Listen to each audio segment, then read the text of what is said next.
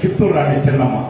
ಹೀಗೆ ಅನೇಕ ಜನ, ಝಾನ್ಸಿ ರಾಣಿ ಲಕ್ಷ್ಮೀಬಾಯಿ ಇರ್ಬೋದು, ರಾಣಿ ಅಬ್ಬಕ್ಕ ಇರ್ಬೋದು, ಹೀಗೆ ಅನೇಕ ಮಹಿಳೆಯರು ಈ ರಾಷ್ಟ್ರದ ಉದ್ದಗಲಕ್ಕೂ ನಮಗೆ ಸ್ವಾತಂತ್ರ್ಯಕ್ಕೋಸ್ಕರ ಹೋರಾಟ ಮಾಡಿದಂಥ ಮಹಿಳೆಯರು ಸಿಗ್ತಾರೆ.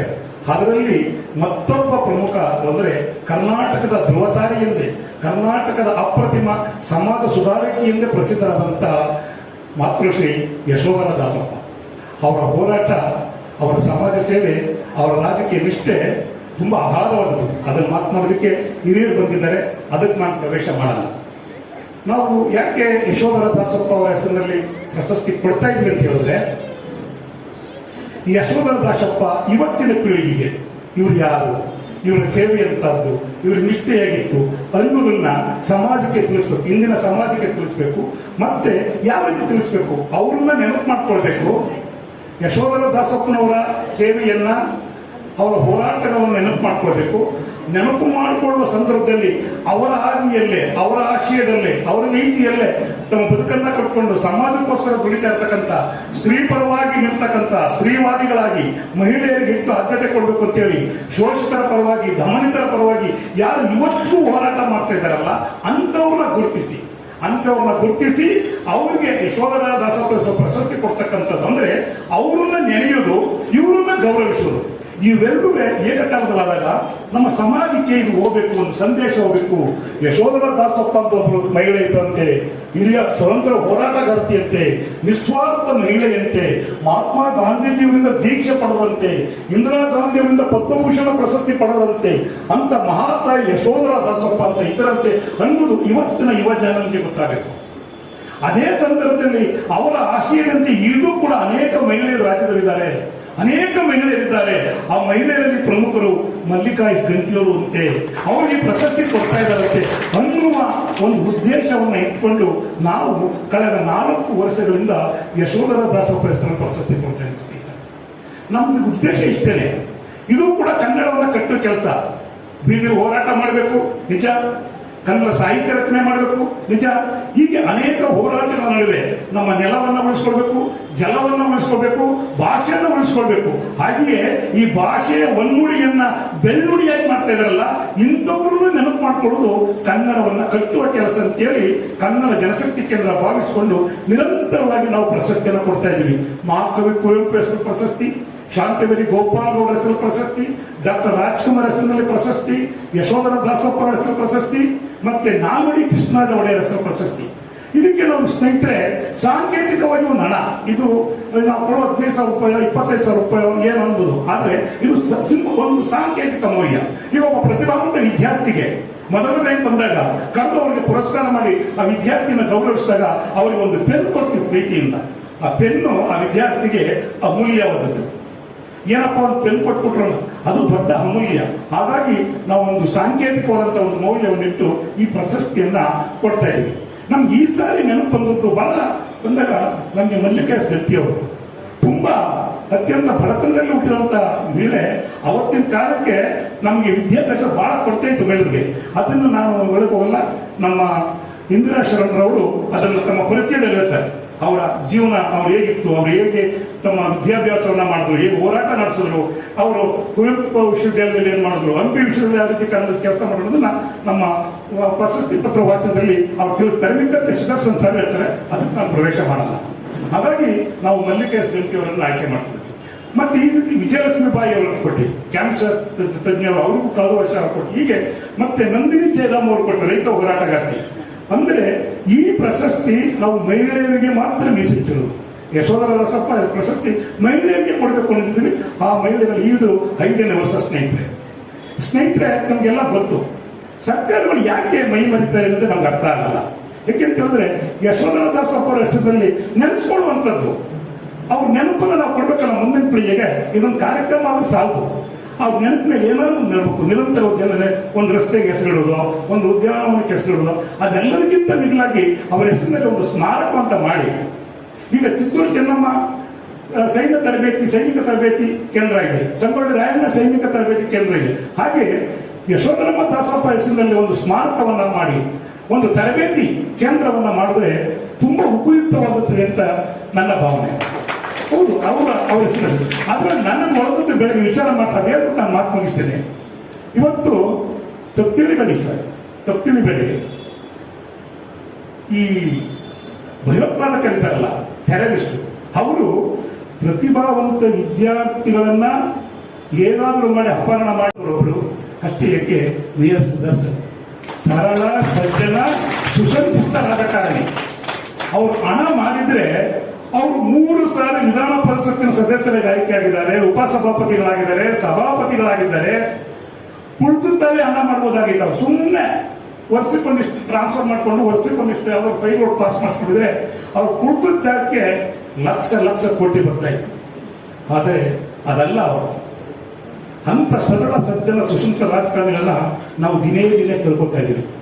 ಬಿ ಆರ್ ಶಂಕರ್ ಇವತ್ತು ಬಿ ಆರ್ ಶಂಕರ್ ಚುನಾವಣೆಯಲ್ಲಿ ಗೆಲ್ಲಲ್ಲ, ಸುದರ್ಶನ್ ಗೆಲ್ಲಲ್ಲ, YSC ದತ್ತ ಗೆಲ್ಲಲ್ಲ, ರಮೇಶ್ ಕುಮಾರ್ ಗೆಲ್ಲಲ್ಲ, ಮಾಧುಸ್ವಾಮಿ ಗೆಲ್ಲಲ್ಲ, ವಾಟಾಳ್ ನಾಗರಾಜ್ ಗೆಲ್ಲಲ್ಲ. ಅಂದ್ರೆ ಎತ್ತ ಹೋಗ್ತಾ ಇದೀವಿ ನಾವು, ಎತ್ತ ಹೋಗ್ತಾ ಇದೀವಿ. ಅದಕ್ಕೆ ನನಗೆ ಅನಿಸ್ತದೆ, ಒಂದು ತರಬೇತಿ ಕೇಂದ್ರ ಅದು ಕಾನೂನುಬದ್ಧವಾಗಿ, ಶಾಸನಬದ್ಧವಾಗಿ ಇರಬೇಕು. ಯಾರು BA ಪಾಸ್ ಮಾಡಿರ್ತಂತ ವಿದ್ಯಾರ್ಥಿಗಳಿಗೆ ಅವರಿಗೆ ನಾವು ರಾಜಕೀಯ ತರಬೇತಿಯನ್ನ, ವ್ಯಕ್ತಿತ್ವ ತರಬೇತಿಯನ್ನ, ವ್ಯಕ್ತಿತ್ವ ನಿರ್ಮಾಣ ತರಬೇತಿಯನ್ನು ಕೊಡಬೇಕು. ಅಲ್ಲಲ್ಲೇ ಕೊಡ್ತಾರೆ ವಿವೇಕಾನಂದ ಕೇಂದ್ರದವರು, ಅವರು ಮಾಡ್ತಾರೆ. ಅದು ಹಾಗಾಗ್ಬಾರ್ದು.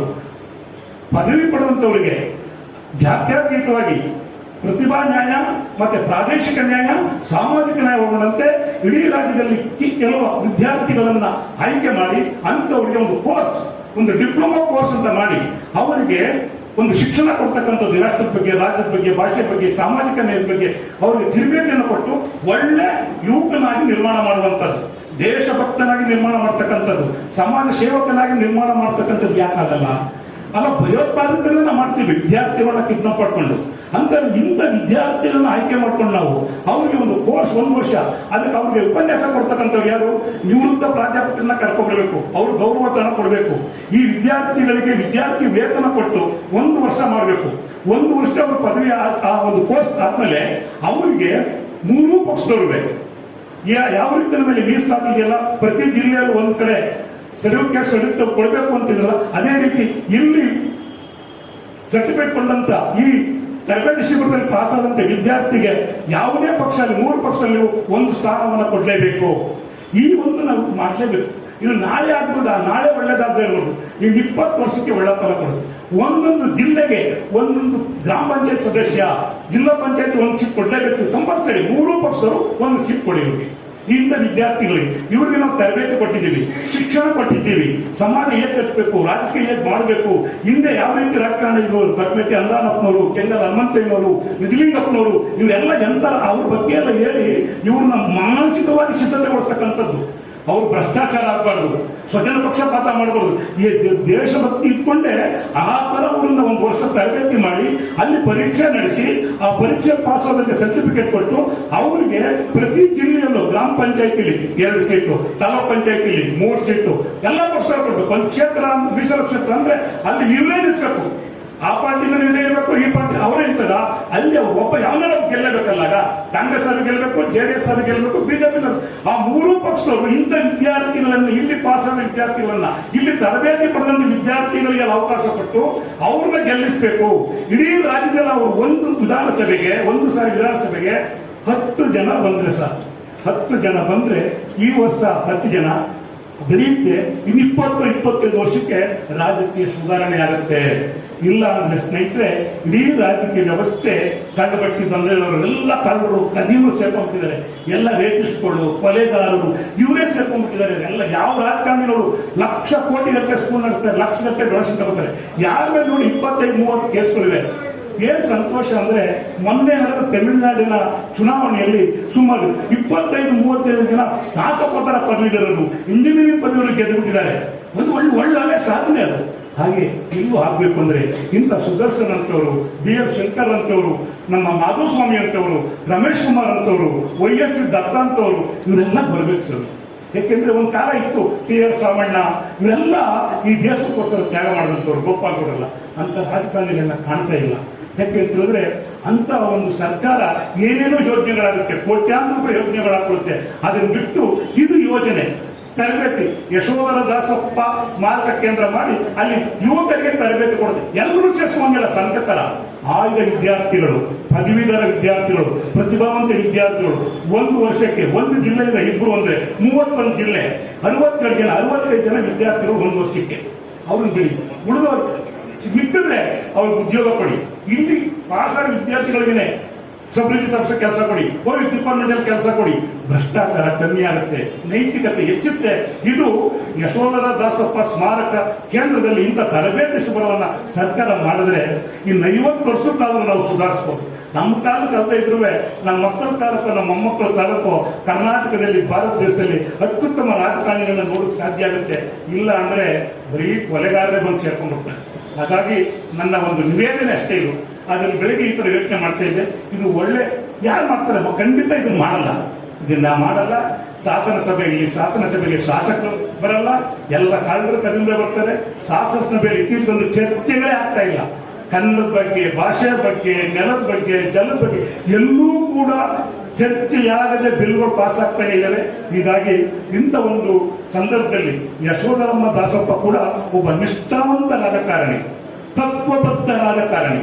ಅಂತ ರಾಜಕಾರಣಿಯ ಈ ಸವಿ ನೆನಪಿನಲ್ಲಿ ಅವರು ಹುಟ್ಟಿದ ದಿನ ಇವತ್ತು ಮೇ 20 ಅವ್ರು ಹುಟ್ಟಿದ ದಿನ. ಹಾಗಾಗಿ ಅವರ ನೆನಪಿನಲ್ಲಿ ಈ ವಿಚಾರ ನಿಮಗೆ ಹಂಚ್ಕೊಳ್ಬೇಕು ಅಂತ ನನ್ನ ಮನಸ್ಸಾಯ್ತು.